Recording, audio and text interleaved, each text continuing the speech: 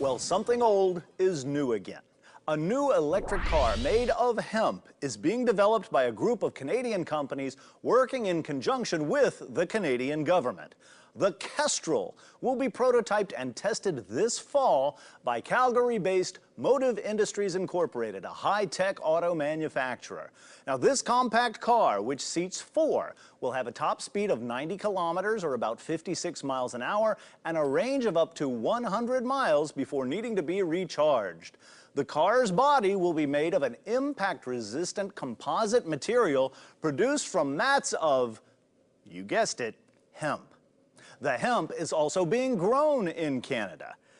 Now, Henry Ford was the first to build a car made of hemp fiber and resin back in the 1930s. That was more than half a century ago, but the idea wasn't developed much further as cannabis prohibition went into effect in 1937 and car manufacturers favored other materials such as steel. But in the last 25 years, fiberglass and carbon fiber-based composites have gained popularity as materials for automobiles because they are strong and lighter weight. But producing composites from glass or carbon requires intense heat and multiple chemical processes, making them very energy intensive. In contrast, plant-based fibers like hemp is grown in a field using only the energy of the sun. As a structural material, hemp is about twice the strength of other plant fibers. It doesn't require much water or pesticide, and it also produces a high yield and grows well in Canada.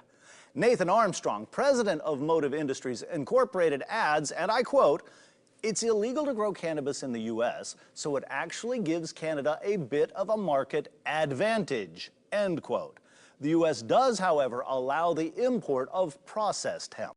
We here at Cannabis Planet applaud the effort of the Canadian government and their private industry partners.